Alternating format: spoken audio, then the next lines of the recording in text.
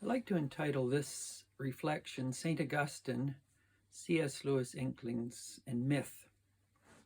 St. Augustine is certainly one of the towering figures of Western theology, exegesis, philosophy, political thinking, literature, and anyone who's minimally immersed in Christianity, much less Western intellectual tradition, should certainly know there's St. Augustine. His Confessions is a key in the Ignition work, his great work, The City of God, his text on exegesis, Christian doctrine. These are foundation texts of Western theology, ecclesiology, political theory, empires, states, the church. So he's a towering figure of Western thought. And as I said, those who don't know their Augustine are to some degree illiterate Christians, for he lays the foundation of Western thought. This does not mean, of course, that he cannot be questioned, he cannot be doubted, that legitimate concerns cannot be raised about his thinking. And there tends to be two tendencies with St. Augustine. One is to genuflect before him as the dominant theologian of the West, and Protestants, as much as Roman Catholics, hold him high and honor him for different reasons, but he is nonetheless a substantive thinker in the West. And so on the one hand, there are those who see his reflections from the Bible, church tradition, as the final word, and then the rest of faith is just commentaries on Augustine. There's others who see Augustine's faux pas, his blind spots, his Achilles heels, and dismiss him. They only take the negative elements of Augustine, and that can be done as well, and that's easy to do. The Christian tradition is not monophonic, i.e., one consistent and agreed upon voice. It's not duophonic, two voices competing to define legitimate Christianity. It is polyphonic. And so within the Western tradition, there are voices competing to interpret, to make sense of, to clarify the Christian tradition. And in the West, Augustine is one of those key figures. Obviously, within Christianity, there is the Western tradition of Roman Catholic and a variety of schismatic Protestants. And then there's the Eastern tradition, Orthodoxy, and it's Russian, it's Greek, it's Ethiopian tradition. And then the Syriac tradition also, which has often been ignored or marginalized. And so when we think Christian tradition, it's a big story, and people who are not minimally acquainted with it inevitably accept the perspectives of anyone who claims to be speaking in a progressive way for Christianity. And it's usually people who have no memory in a substantive sense of the great tradition. Then they're very naive and gullible in essentially genuflecting to the newest Pied Piper on the trendy scene. But Augustine is very important in terms of our understanding of myth. Because when most people today think myth, they think fantasy, they think untruth, they think something that's not empirical. And so we have inherited this notion of myth from part of the classical Western tradition. Where did it come from, this negative view of myth? And why are we in the midst of a surge or a waxing of an interest in myth today? And how do we make sense of this turn in our understanding of myth itself? St. Augustine was very important in that, and particularly his substantive work, 22 books, The City of God, which everyone should know in terms of basic understanding of Christianity. In The City of God, the first 10 books deal with the critics and the conservative critics in the Roman Empire that blame Christianity for the fall of Rome. So it's essentially Augustine is engaging at the lowest, the most populist, the moderate, and the most sophisticated level critiques of the Roman thinkers in which they blame Christianity for the fall of the Roman Empire, and pointing out that in fact within Roman thinking themselves, there was problems, both sociologically, intellectually, and the empire would have fallen apart if it had not been for the ethical vision of emerging Christianity. But in those first 10 books, he engages Varro. Varro was a late Republican historian, a very important thinker. And again, Augustine returns to Varro and his tripartite analysis of what offers us genuine, mature thought, what is mediocre, what is politically useful, and what is fantasy. And hence, discerning what is worth hearing and thinking about and inwardly digesting, and what is worth dismissing. So Varro's threefold distinction goes like this, that at one level there is the world of myth.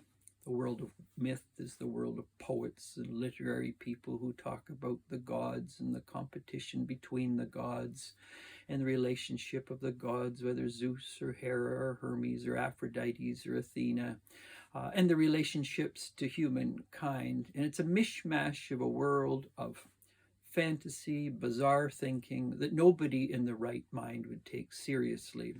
And so in Varro's thinking, then, myth equals fantasy, sloppy thinking, superstition, irrational thinking that no minimally thoughtful person would take seriously for a second.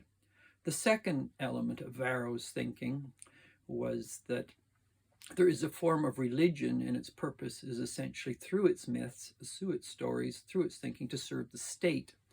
And so the rituals of Roman religion are meant in principle, whether one believes them or not, they reinforce the structure, the security, the power of the state.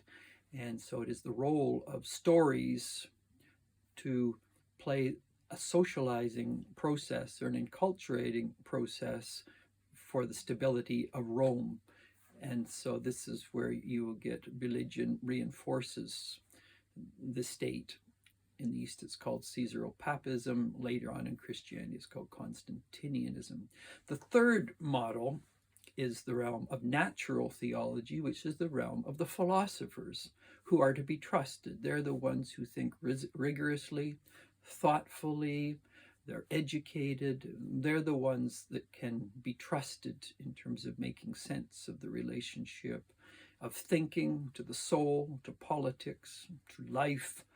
And so you get this tripart nature in Varro that essentially divides ways of thinking into fantasy, poets, myth that can't be trusted, religion and myth in the service of power, and then the role of philosophers and natural theology, which is more sophisticated, can be depended on by people who have dared to think at a little more courageous and meaningful and educated level.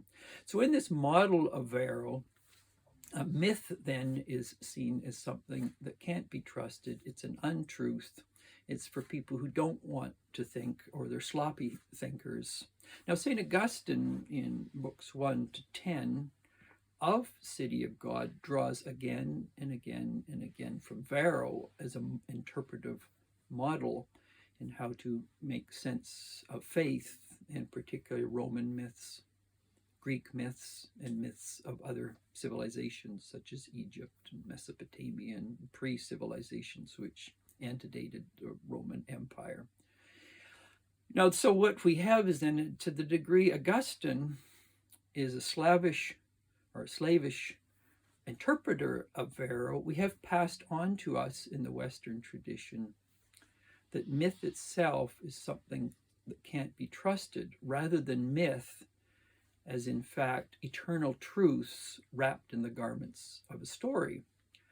Now, certainly in the last 30, 40 years in the West, the story goes back much longer, of course. There's been a huge resurgence of myth, and particularly epic myths, many of them retold myths of previous myths. But, for example, the whole Star Wars series is essentially myth or perennial truths told in the garments of a story, of people on their journeys having to face the big struggles of cynicism, shadows within them they have to face, dying to being tempted by power, what a person can do if they're not willing to face issues in themselves, how, for example, even Jedis can be deceived by Palpatine rather than crude power, very subtle power.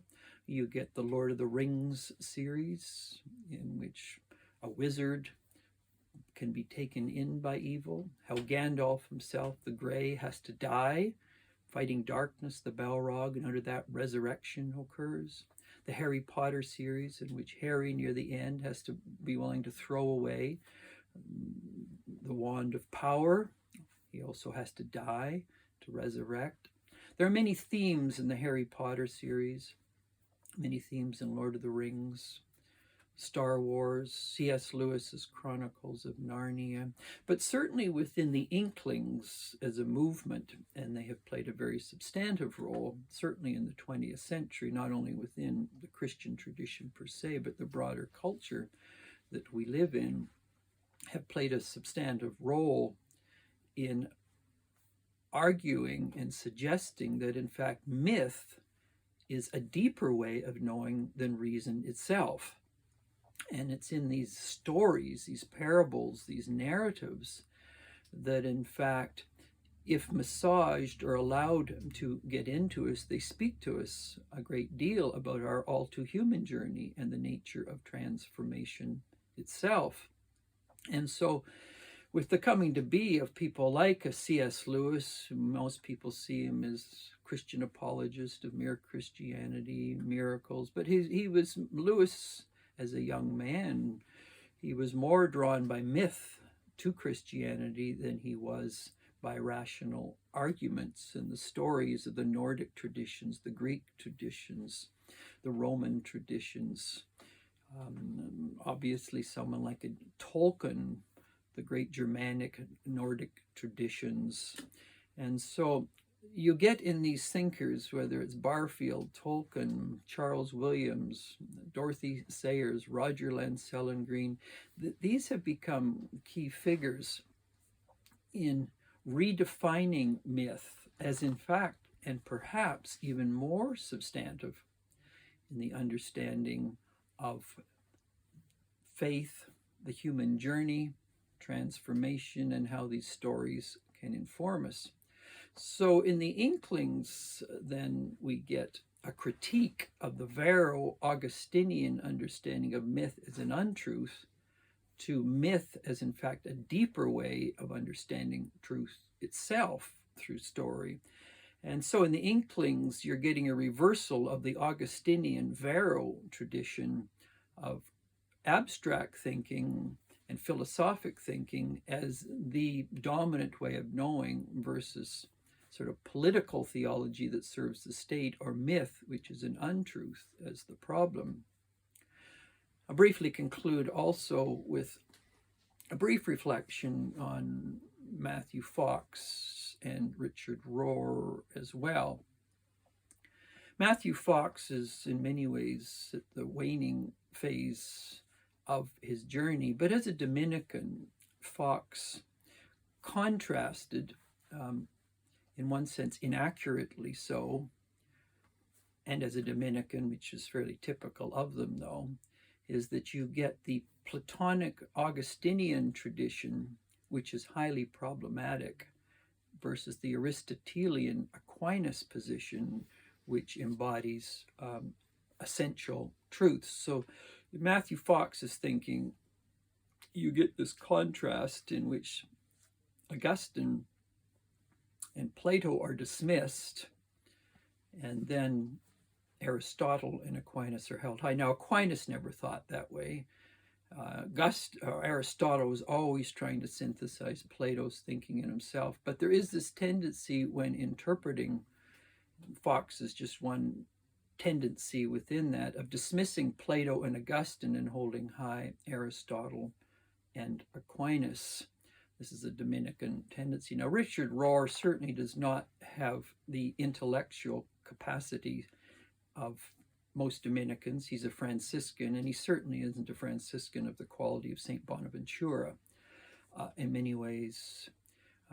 The appeal, I would say, of Richard Rohr, without going into the content of his ideas, he tends to appeal to people who've been hurt badly, either within an evangelical tradition, a Reformed tradition, a Roman Catholic tradition, by various forms of legalism or narrowing of thought. Such people, though, themselves have no background meaningfully in the fullness and the polyphonic nature of Western and Eastern Christianity, even in a minimal sense. So they're very vulnerable to anyone who comes along who offers Messiah-like the answers to their longings, because they only think in terms, I've been hurt by this, and here's someone who comes along and offers an answer. Noam Chomsky once said, history is a form of intellectual self-defense. And people who are not grounded in history in a minimal sense are very vulnerable. They're often very naive to anyone who comes along and thinks, even though Rohr claims to be opposed to dualism, he's very engaged again and again in a dualistic way of looking at reality. And so Matthew Fox, as I mentioned earlier, as a Dominican, there's far more to his thinking, even though it's seriously flawed in how he interprets Western intellectual thought in its own dualistic way, an either or. Rohr appeals to people who usually have no background or very little background in Western intellectual thought. They're reacting to a very painful element of their past, and so they're vulnerable because they have no other thinkers substantively to draw from, to someone who comes along and says, this is the answer, this is the way to your freedom, this is the way into a deeper faith, this is the spirituality and theology that's going to take you into the promised land of your new being. We're back into a dualism again. This was wrong, I'm right. Okay? It's a very simplistic dualism. Now to go back to and then conclude with the Augustine, Lewis, Inklings, and myth, we must be always careful of the myth we believe. For in everyone, myth is a hermeneutic in that sense. It's a form of interpreting reality. Interesting enough, hermeneutics comes from Hermes. Hermes was the trickster god. And we often have to be very careful if we're not aware of who we're being tricked by. And we're always engaged in interpretation. And people who are drawn into the Matthew Fox, even elements of Augustine, even Rohr, must be alert to the fact there is an interpretation going on. And just as people who are moving out of something into, say, Rohr or Fox, Friedrich Nietzsche once said, tell me the cage you want to be free from. Tell me what you want to be free for, and I'll tell you whether you're just going into another cage that in the long run you're going to be betrayed by. And then, of course, then cynicism and anger and bitterness emerges from that. The greatness of the Western and Eastern Christian tradition, it gives a fullness of thought by which then people can judiciously weigh different ways of approaching things through myth at its best, in its truthful way, versus myth as fantasy, and also the important role of thinking. And so when we come to myth then as a positive way of interpreting, and the role of people like Lewis and Tolkien and Barfield and Dorothy Sayers and Madeleine L'Engle and some of these key people, important to know that there is a legitimate critique of Augustine and Varro, his understanding of myth, but trendy thinkers today, progressive thinkers, or conservative reactionaries, they are selling their own myth. And in that sense, myth can give life, myth can also shrink us, and myth can be an untruth from the Augustinian perspective. It can embody great truths from the Inklings perspective, but it is a hermeneutic, and as mentioned earlier, Hermes is a trickster, and this is why it is essential for those who have been tricked into an interpretation of faith, that they're not being tricked again into a more subtle and sly form of faith that in turn they will then feel deceived and betrayed by, which will then increase cynicism, bitterness, and anger, and leave them totally directionless on their faith trail.